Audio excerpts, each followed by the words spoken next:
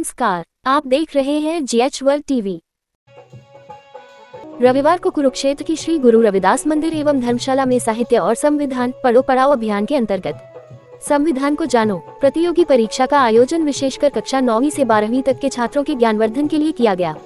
इस परीक्षा में 200 से अधिक छात्र छात्राओं ने भाग लिया। परीक्षा के बाद छात्रों के व्यक्तित्व विकास और प्रेरणा सत्र का भी आयोजन किया गया, जिसमें कुरुक्षेत्र विश्वविद्यालय के लाइब्रेरी साइंस एवं इंफॉर्मेशन विभाग के पूर्व प्रमुख और Mahatma Gandhi IAS coaching centre के निदेशक प्रोफेसर जोगेंद्र सिंह, करनाल से सेवानिवृत्त CMO डॉक्टर जगबीर सिंह ने भी संबोधित कर प्रेरित किया। इस कार्यक्रम का आयोजन डॉक्टर राजरूप फुलिया IAS सेवानिवृत्त एवं पूर्व अतिरिक्त मुख्य सचिव हरियाणा सरकार द्वारा किया गया था। छात्रों की उत्तर पुस्तिकाओं की जाँच कर 2 घंटे बाद परीक्षा का परिणाम घोषित कर दिया गया। 100 अंकों की परीक्षा में 97 अंक प्राप्त कर प्रथम रही पेहवा निवासी छात्रा मुस्कान को प्रथम पुरस्कार के रूप में 5100 रुपए नकद पुरस्कार, शील्ड और संविधान की प्रस्तावना देकर सम्मानित किया गया। पेहवा की ही निवासी छात्रा चिनार ने 89 अंक प्राप्त कर द्वितीय स्थान प्राप्त किया, जिसे 2100 रुपए नकद, शील्ड और संविधान की प्रस्तावना दी। कोमल और शिवम 84 अंक प्राप्त कर संयुक्त रूप से तृतीय रहे, जिन्हें 1100 रुपए नकद प्रत्येक, शील्ड और संविधान की प्रस्तावना देकर सम्मानित किया गया। 9 विजेताओं को 500 रुपए की किताबें देकर सम्मानित किया। आइए जानते हैं कुछ छात्र छात्राओं प्रतिभागियों से कि उन्हें इस प्रतियोगिता में भाग लेकर कैसा लगा।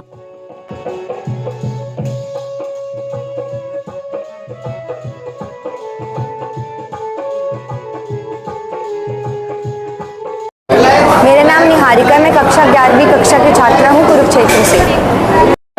बेटा, आज आपने एग्ज़ाम दिया गया है, जैसे संविधान को जानने के लिए, तो कैसा आपको लगा, कैसा आपको अनुभव हुआ? क्या मतलब इससे काफ़ी अच्छा अनुभव हुआ है कि इससे हमें संविधान के बारे में जानने में काफ़ी कुछ पता लगा है। मतलब इससे पहले हमने पूरी जो बुक है वो भी पढ़ी थी और एग्ज़ाम भी काफ़ी सही था, अच्छा आया था, और इससे संविधान के बारे में काफ़ी कुछ पता लगा है। तो इससे पहले भी क्या जानते थे, कुछ संविधान के बारे में कुछ पता था आपको पहले? मतलब पता था, लेकिन जो अब किताब में हमने जो अब एग्ज़ाम दे इस समय और अच्छी सी चीज़ें और काफ़ी कुछ जानने को मिला है, नई चीज़ें।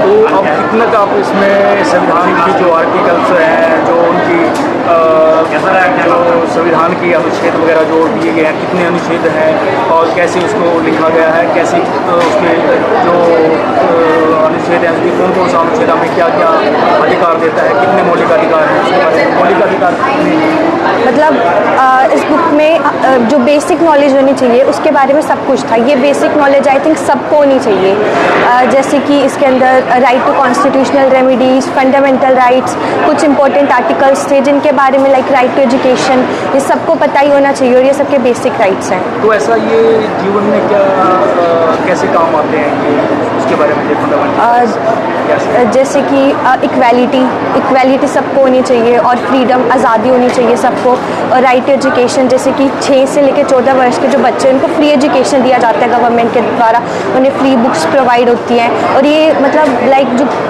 कुछ बहुत ज़्यादा लोगों को चीज़ें नहीं पता होती हैं और उन्हें ये चीज़ें बताना काफ़ी ज़रूरी था। जैसे अब हम सबको चीज़ें पता लगे, काफ़ी नया एक्सपीरियंस भी था। इससे पहले भी एक प्रतियोगिता का आयोजन किया गया था महापुरुषों को जानने। हाँ जी। तो क्या उसमें भी आपने एग्जाम दिया था? हाँ जी, मैंने उसमें भी एग्ज़ाम दिया था। उसमें भी हमें 6-7 महापुरुषों के बारे में जानने के लिए मिला था और उसमें भी लाइक काफ़ी एक्सपीरियंस मिला। तो जो डॉक्टर R फुलिया जी पूर्व चीफ सेक्रेटरी रहे हैं, IAS रहे हैं, उनका ये प्रयास, कैसा प्रयास आपको लगा?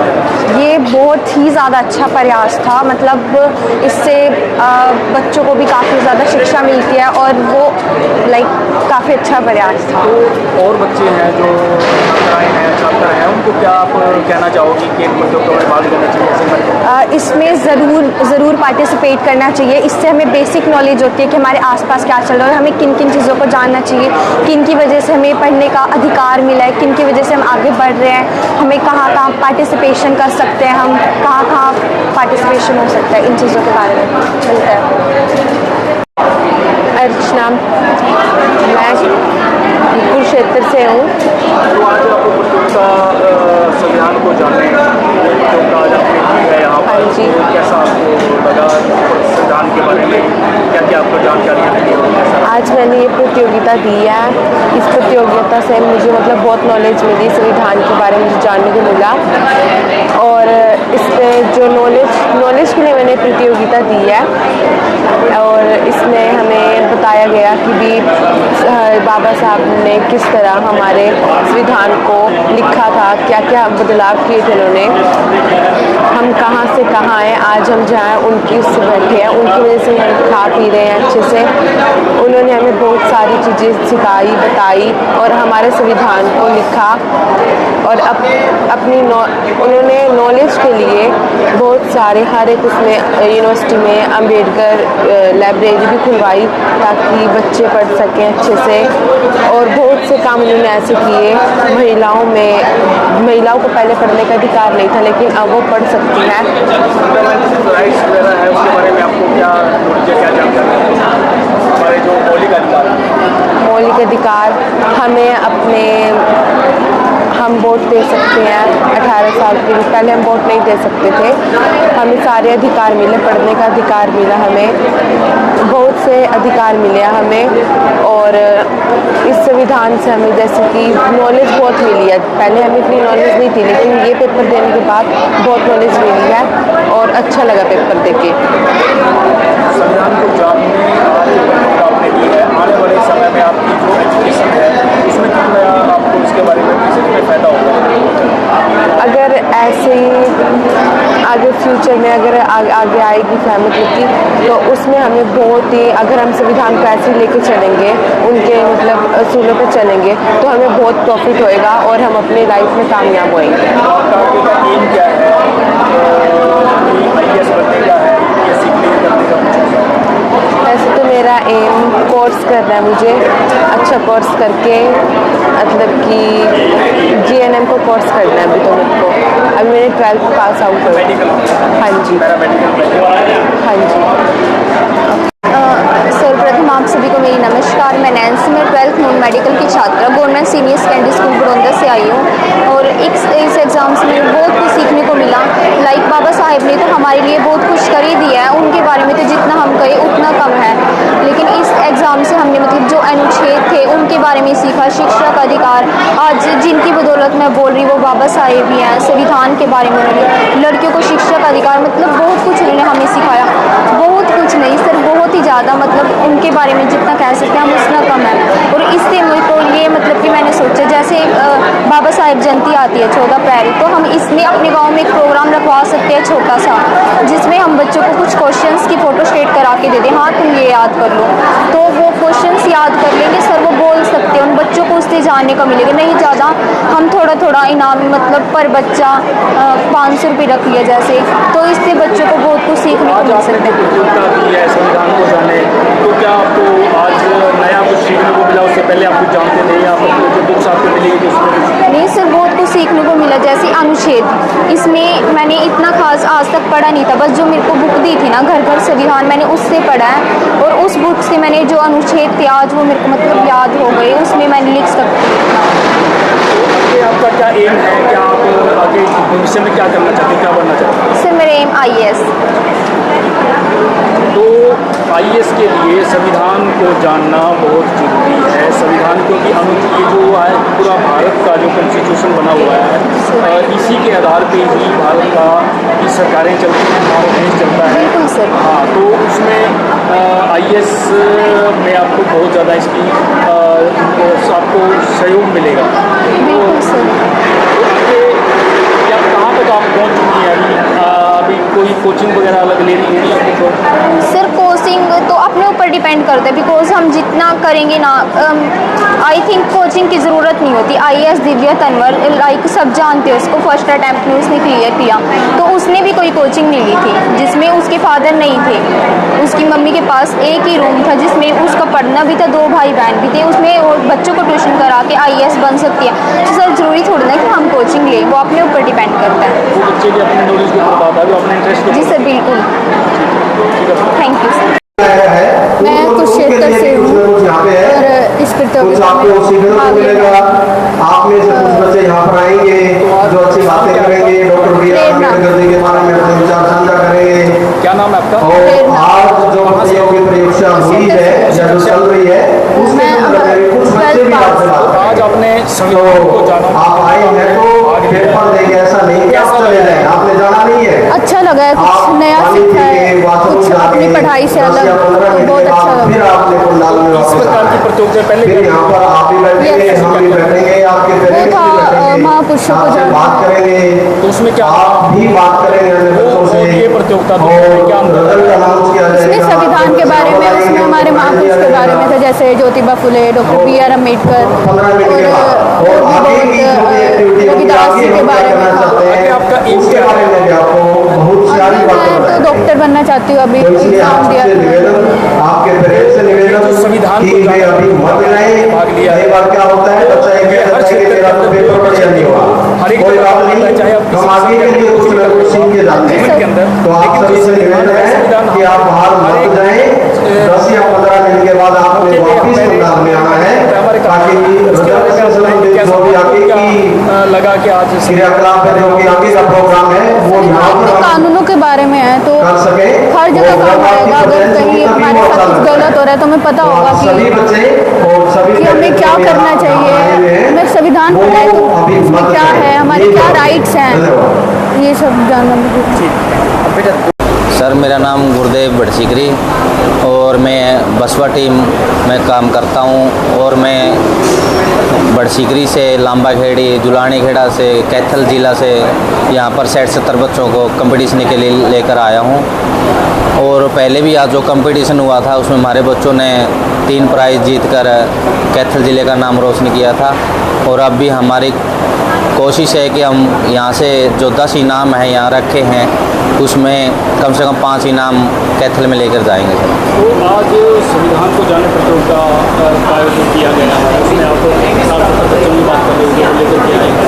तो संविधान को जाने आज प्रतियोगिता जो ये आयोजित की गई है, तो उसमें आपको कैसा लगा कि संविधान जरूरी है और संविधान कहाँ कहाँ हमारे काम आएगा उसको जानने के बारे में?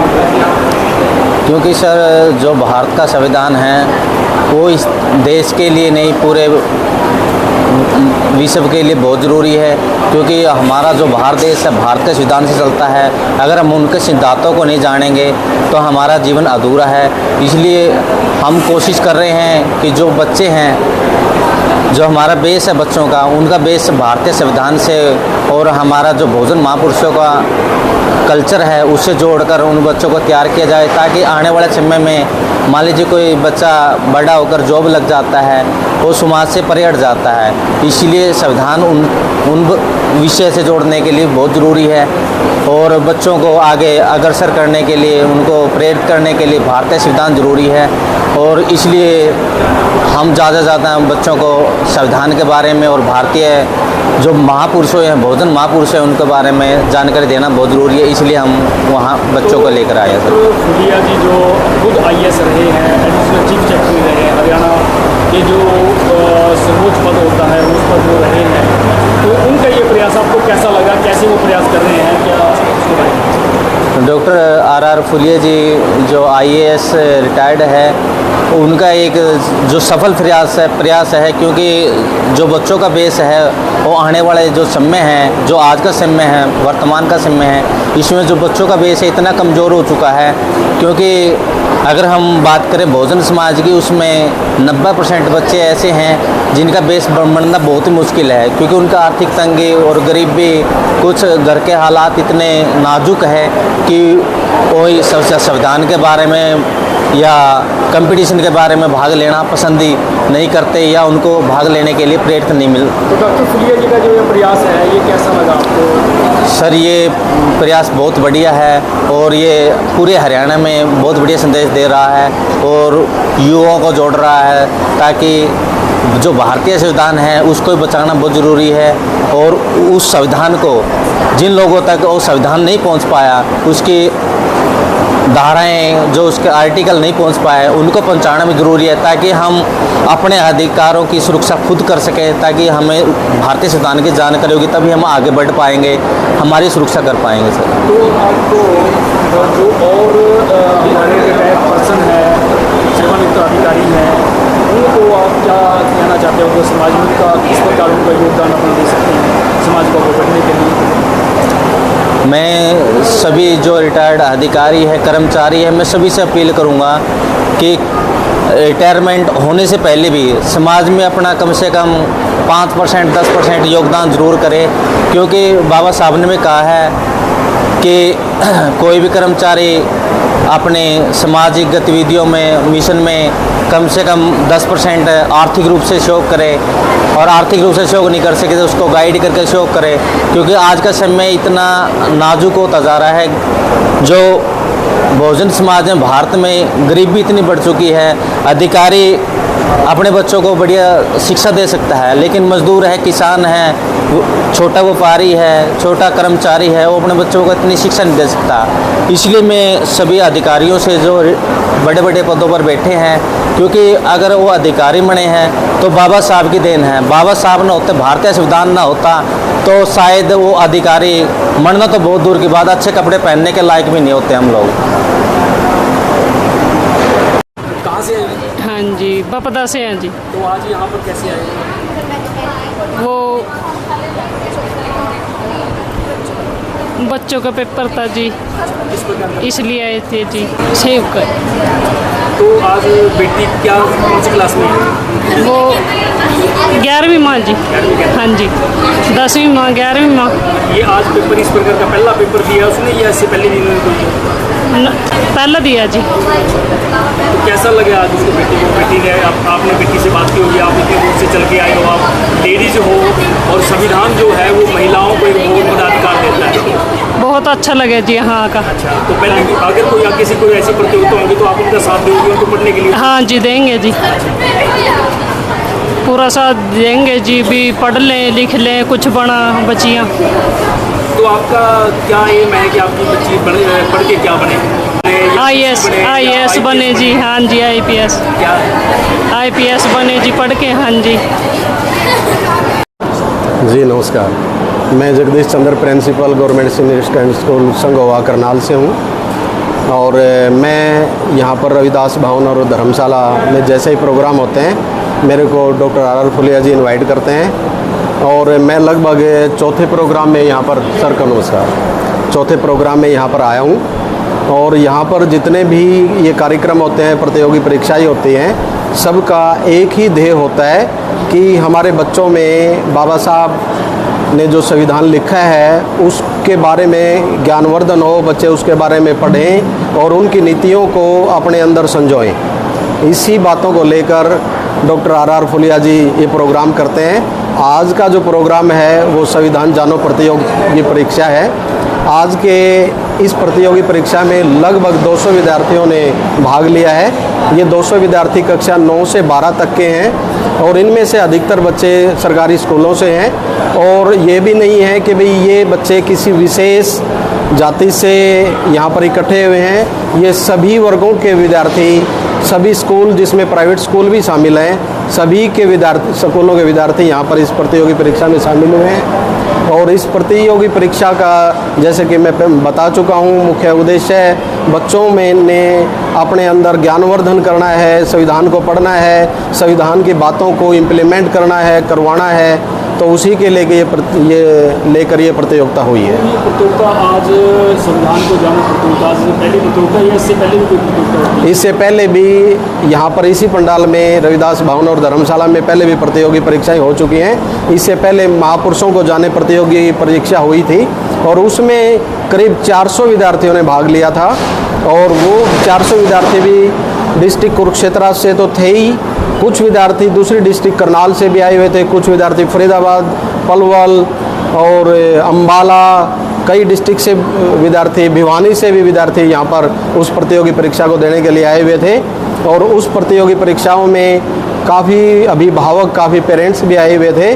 और उनको देख के ये लगता है कि आज सभी इस बात से भली भांति परिचित हैं कि भाई हमें संविधान के बारे में, अपने महापुरुषों के बारे में जानना ही होगा, क्योंकि आज हम कुछ करना चाहते हैं तो हमारे सबसे पहले हमारे को पता होना चाहिए कि हमारे अधिकार क्या हैं, हमारे कर्तव्य क्या हैं। ऐसी प्रतियोगिता आज और भी कहीं आयोजित की गई है? आज संबंधित डॉक्टर RR फुलिया रिटायर्ड IAS अपनी पहल को रखते हुए ये जो प्रतियोगी परीक्षा यहाँ पर हो रही है उसके होली सोली हैं। मैं आपको बता देना चाहता हूँ इसके पैरेलल में ही यही प्रतियोगी परीक्षा डिस्ट्रिक्ट चरखी दादरी में भी आयोजित हो रही है और उसमें भी 250 से लेकर 300 विद्यार्थी पार्टिसिपेट कर रहे हैं। वहाँ पर डॉक्टर अमित जो कि HCS एकेडमी चलाते हैं, वहाँ पर वे पूरे प्रोग्राम के ऑर्गेनाइज़र हैं। वो पूरा बच्चे उनके अंतर्गत प्रतियोगी परीक्षाएं आज दे रहे हैं। तो ये एक बहुत बड़ी पहल है कि भी हम कुरुक्षेत्र को छोड़ के दूसरे डिस्ट्रिक्ट में भी इस प्रकार की प्रतियोगी परीक्षा आयोजित कर रहे हैं। अभी तक आपने बताया कि फुलिया जी ने 4 प्रोग्राम ऑर्गेनाइज किया, तो आपने उसमें भाग लिया है। Yes. तो आपको क्या लगा 4 प्रोग्राम जो हुए हैं, पहला प्रोग्राम था, उसके बाद चौथा प्रोग्राम है, तो क्या आपको लगा कि अब तक का कितना परिवर्तन आप देख पाए, कितना परिवर्तन हुआ है, कितना बच्चे जागरूक हो पाए? जैसे जनरल जी मैं आपको बताना चाहता हूँ, जो पहली प्रतियोगी परीक्षा हुई थी उसमें बहुत कम बच्चे आए थे, लेकिन उन बच्चों का आने का उद्देश्य कुछ और ही था। उसके बाद जब दूसरी प्रतियोगी परीक्षा हुई या तीसरी प्रतियोगी महापुरुषों को जाने प्रतियोगी परीक्षा हुई, तो उनके पेरेंट्स में और बच्चों में एक अलग ही उत्साह था। पहली जो प्रतियोगी परीक्षा हुई उसमें हमने यहाँ पर स्टेज के माध्यम से बच्चों को बुलाया, तो बहुत कम बच्चे स्टेज पे आए अपनी बात को कहने के लिए। लेकिन जैसे ही दूसरी प्रतियोगी परीक्षा हुई, तीसरी हुई, उसमें इतने बच्चे स्टेज पे आए अपनी बात को कहने के लिए, बाबा साहब के बारे में उनके विचारों को प्रकट करने के लिए इतने विद्यार्थी आए कि हमारे को यहाँ पर लिस्ट बनाना हमारे लिए मुश्किल होगा कि भाई हम किसको बुलाएं और किसको ना बुलाएं। ये मैं अपने आप में एक उपलब्धि समझता हूँ कि भाई उन बच्चों के अंदर इस प्रकार की भावनाएं जागृत हुई हैं, उनके पेरेंट्स के अंदर हुई हैं। तो सर, जो और अधिकारी हैं, डॉक्टर फुलिया जी एक हरियाणा के उच्च पद से वो रिटायर हुए हैं, और आगे जो और अधिकारी हैं उनके बारे में आपको क्या कहना है, जो रिटायर पर बैठे हैं, उनको आपका क्या संदेश है? बिल्कुल, बहुत अच्छा प्रश्न आपने किया।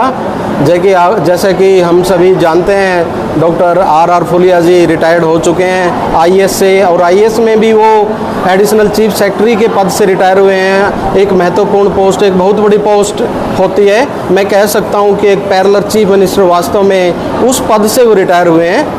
वो रिटायरमेंट के बाद उन्होंने एक अपना मिशन बनाया कि मैं इन सर्विस अपने आप को इतनी अलग तरीके से नहीं प्रोड्यूस कर सकता, रिप्रेजेंट कर सकता अपने समाज के सामने, लेकिन अब मैं बिल्कुल पूर्ण रूप से अपने समाज के लिए, अपने समाज के बच्चों के लिए, कुछ दबे कुचले उन बच्चों के लिए जो पैसे की कमी से या किसी गाइडलाइन की वजह से जो कमी रहेगी जिसमें, वो उनको पूरी करने की भरकस कोशिश कर रहे हैं। तो मैं इस अवसर पर जो भी हमारे समाज से रिटायर होते हैं, मैं उनसे यही आग्रह करना चाहता हूँ, यही निवेदन करना चाहता हूँ कि आपने बाबा साहब के कारण जो ये नौकरी ली, ये जो सर्विस ली, इसको आपने अपने परिवार को आगे बढ़ाया।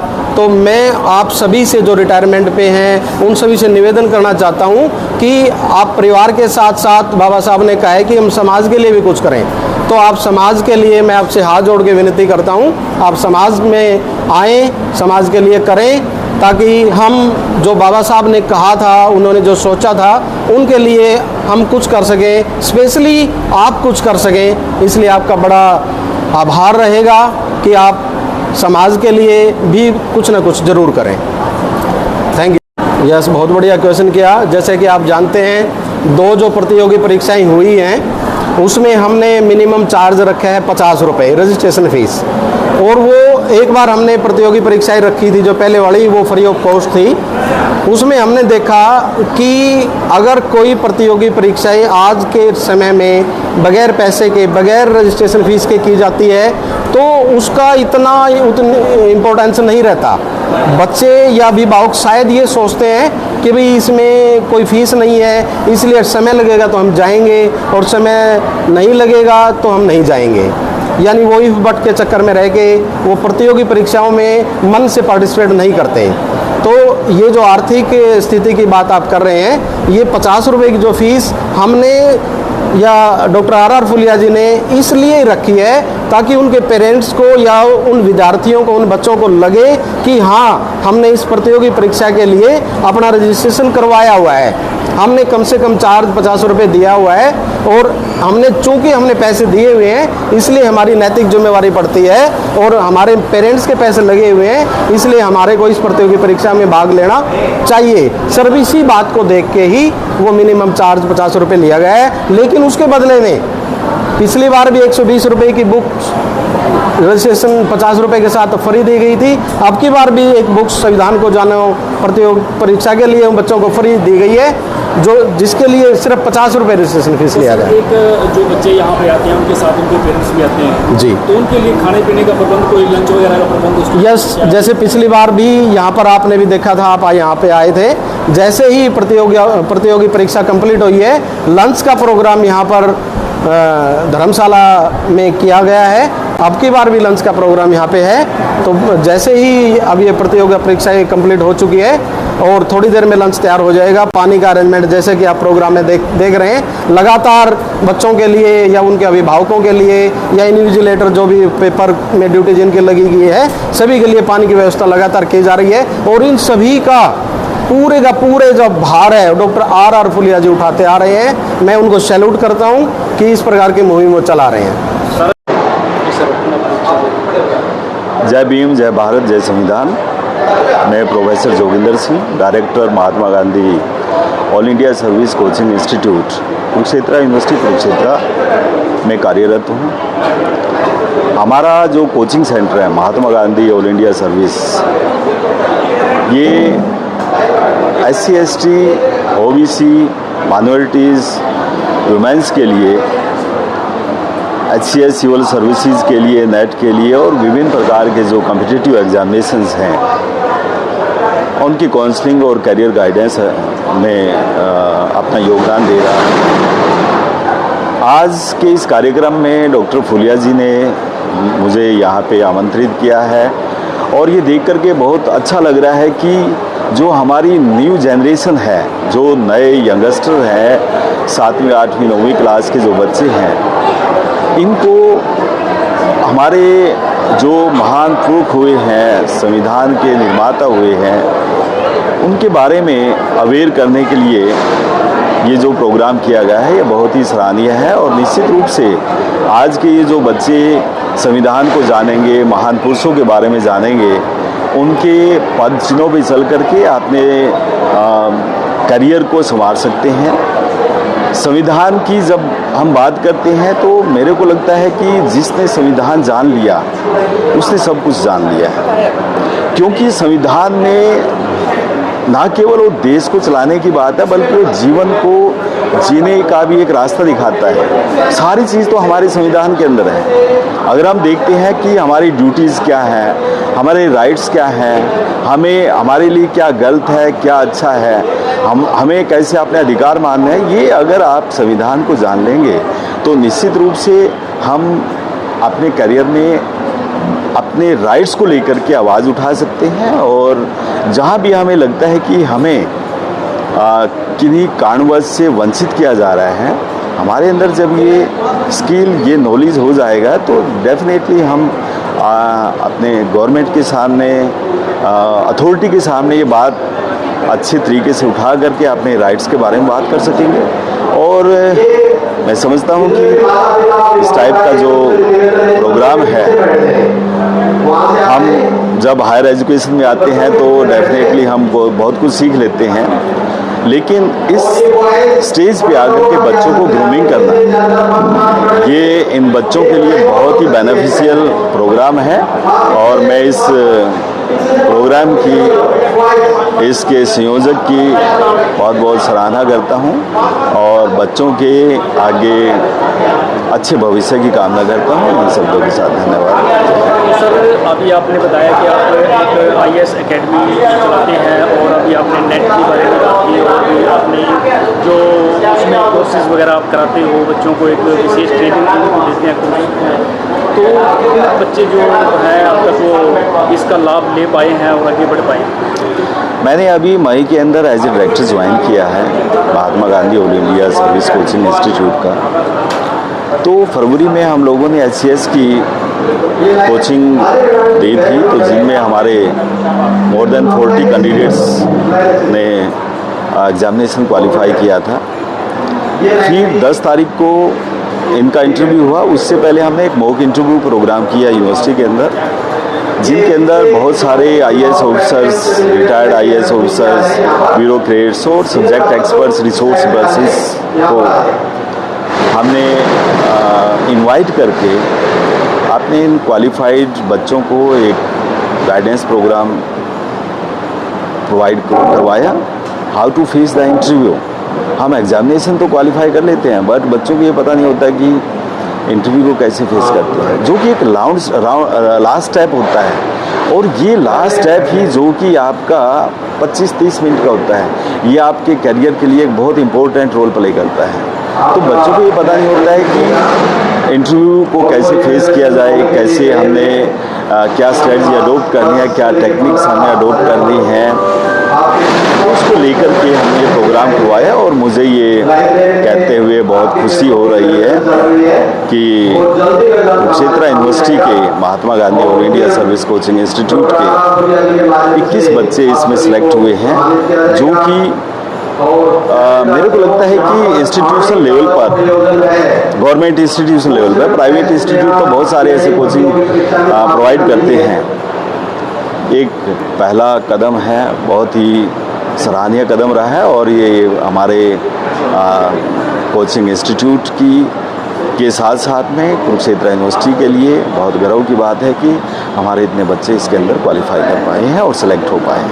तो सर, एक जो बच्चे यूपीएससी की कोचिंग ले रहे हैं या तैयारी में हैं, या उनका मन बना हुआ है कि यूपीएससी करें, एचपीएससी करें, तो उसका आप क्या संदेश देंगे? मैं सभी को आग्रह करूंगा, अनुरोध करूंगा उनके पेरेंट्स से भी, और जो इस प्रकार के एस्पिरेंट हैं एचसीएस क्वालिफाई, एचसीएस में सेलेक्ट होने के लिए, आईपीएस या सिविल सर्विसेज में कंपटीशन क्वालिफाई करने के लिए, इवन नेट के लिए भी हम कोचिंग देते हैं, और बैंक प्रोबेशनरी ऑफिसर्स के लिए भी हम कोचिंग देते हैं। तो इन सभी से मैं अनुरोध करता हूं कि जिसमें जो इंटरेस्ट है वो हमारे Mahatma Gandhi All India service coaching institute में आए, और जिसके अंदर हम बहुत ही विद्वान और experienced, well qualified resource persons को बुला करके उनको गाइड करते हैं, और वो आकर के उसका सदुपयोग करें और अपने करियर को आगे बढ़ाएं। यही मेरा एक आग्रह है, सभी से अनुरोध है। उसमें ज्वाइन करने के लिए क्या कंडीशन है, कैसे, कौन उसको ज्वाइन कर सकता है और कहाँ पे वो सेंटर है, उसके बारे में बता सकते? इसके लिए SC, ST, OBC, minorities, women's, सभी इवन ओपन कैटेगरी के स्टूडेंट्स भी इसके अंदर अप्लाई कर सकते हैं।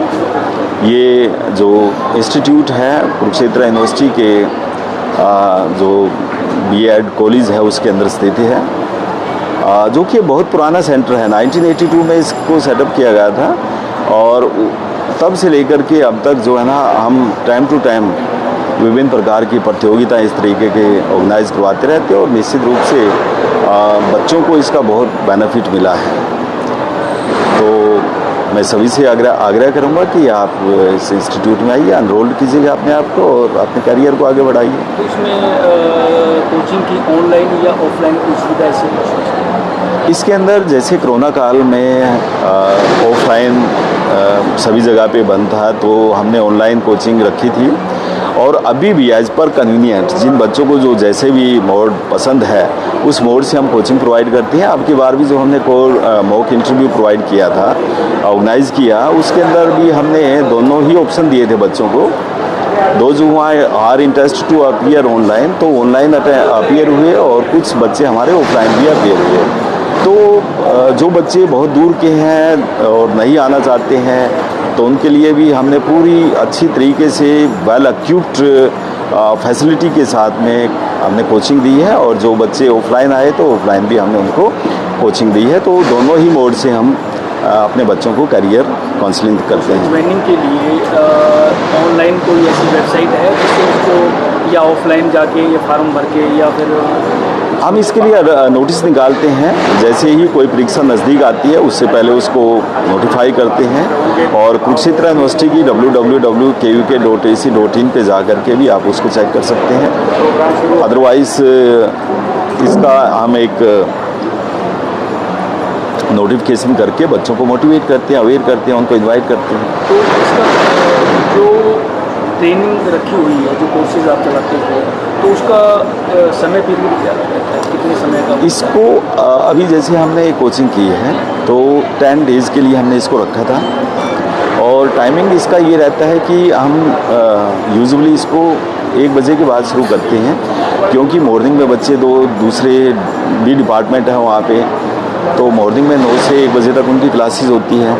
हम लोग 1 बजे के बाद 1 से 5 बजे तक इनकी क्लासेस को अरेंज करते हैं, और डिपेंड करता है कि सिलेबस कितना है उनका, उसके अकॉर्डिंगली उनकी हम ड्यूरेशन बढ़ा देते हैं। यूजुअली हम 10 डेज़ के लिए 1 हफ्ते के लिए ट्रेनिंग प्रोवाइड करते हैं। यूपीएससी और एचपीएससी के लिए, यूपीएससी के लिए स्पेशल, यूपीएससी के लिए भी हम प्रोवाइड करते हैं, उसमें प्री और मेन दोनों के लिए हम ये कोचिंग प्रोवाइड करते हैं, और इसमें भी हफ्ते 10 दिन का टाइम लेते हैं। तो इसमें कुछ चार्जेस वगैरह भी?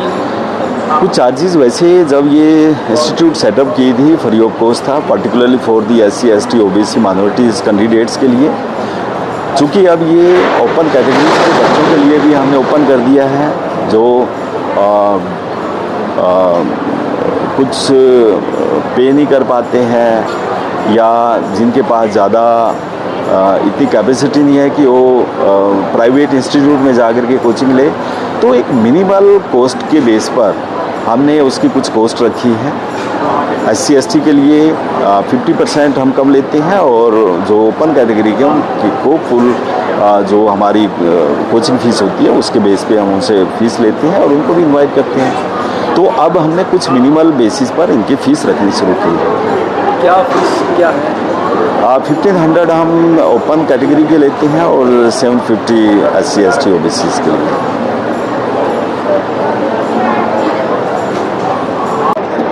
सब आज संविधान को जाने प्रतियोगिता का आयोजन किया गया है, तो उसके बारे में सर थोड़ी जानकारी दें। क्या आयोजन किया गया, तो बच्चे कहाँ से आए? ये बच्चे कुरुक्षेत्र और आसपास के ज़िलों से हैं यहाँ पे अधिकतर, और ये दूसरी प्रतियोगिता है, क्योंकि इससे पिछले महीने हमने एक दूसरी महापुरुषों को जानो नाम से प्रतियोगिता शुरू की थी, जिसमें 10 महापुरुषों की जीवनियाँ की पुस्तक उनको दी गई थी, और उसके ऊपर वो प्रतियोगिता हुई थी।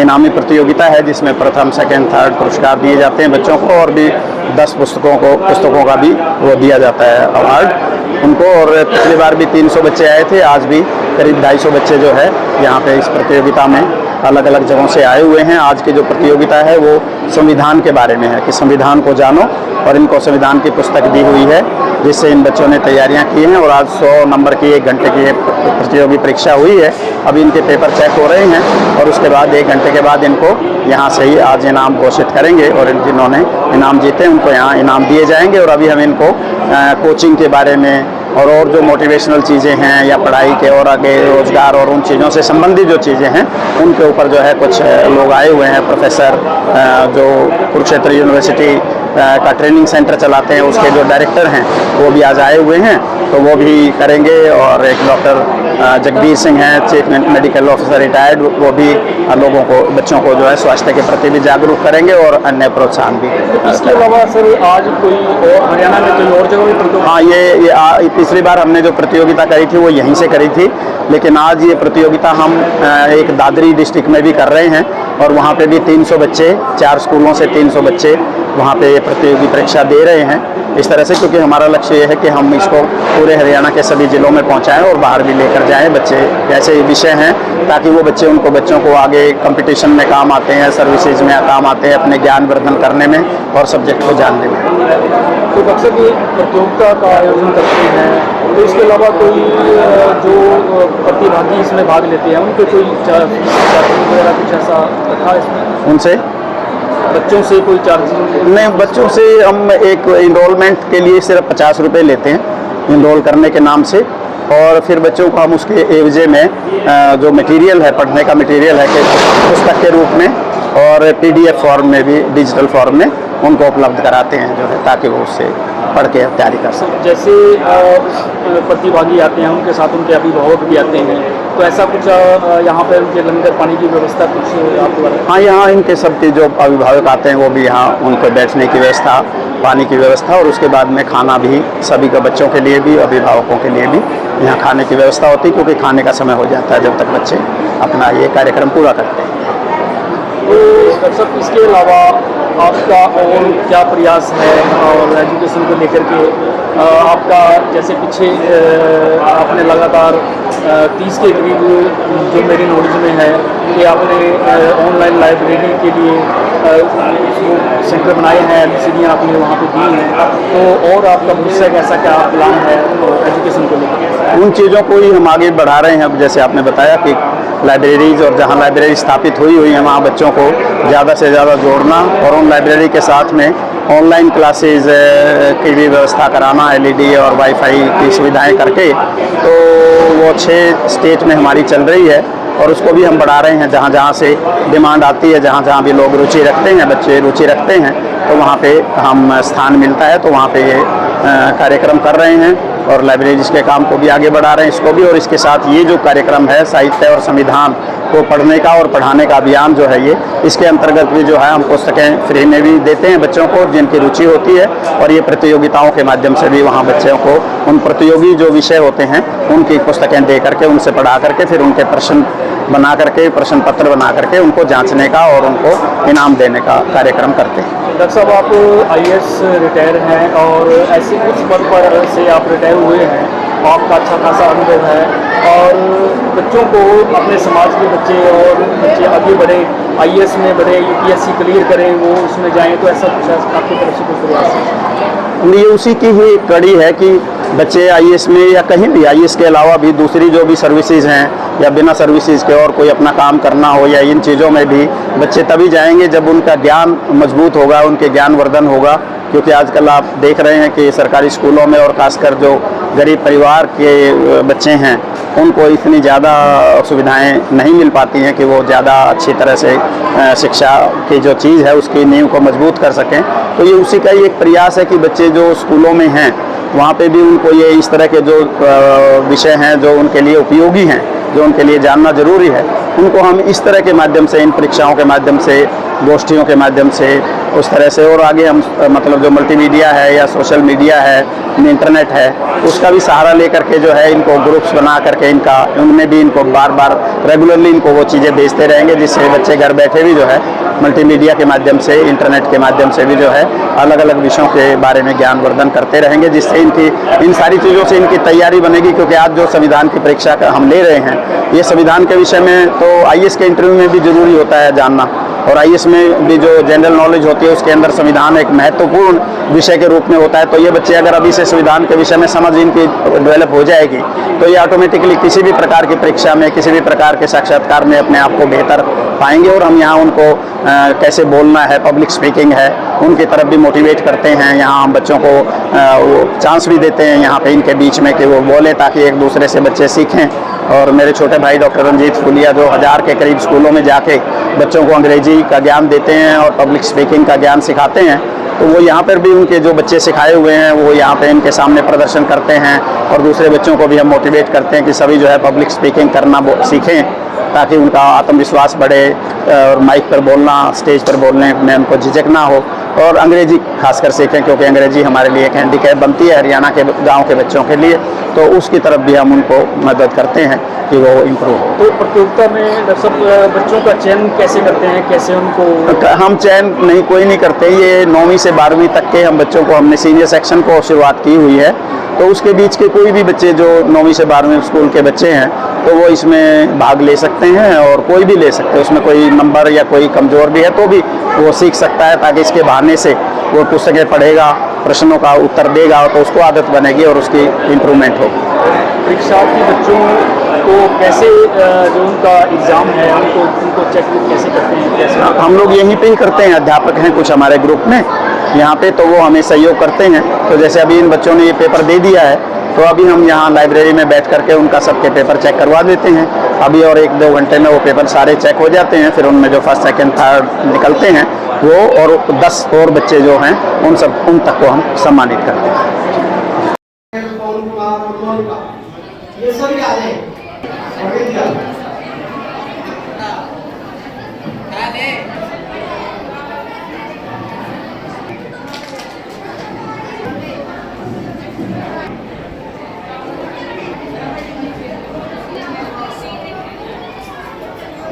जो पत्रकार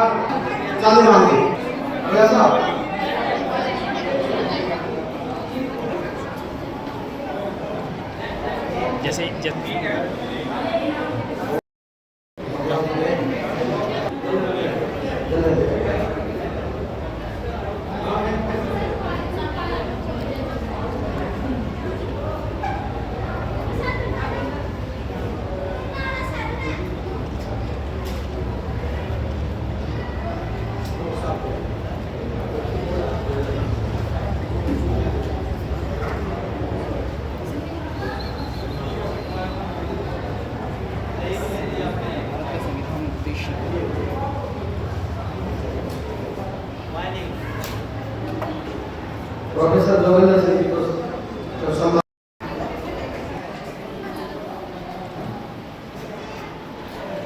डॉक्टर आर एस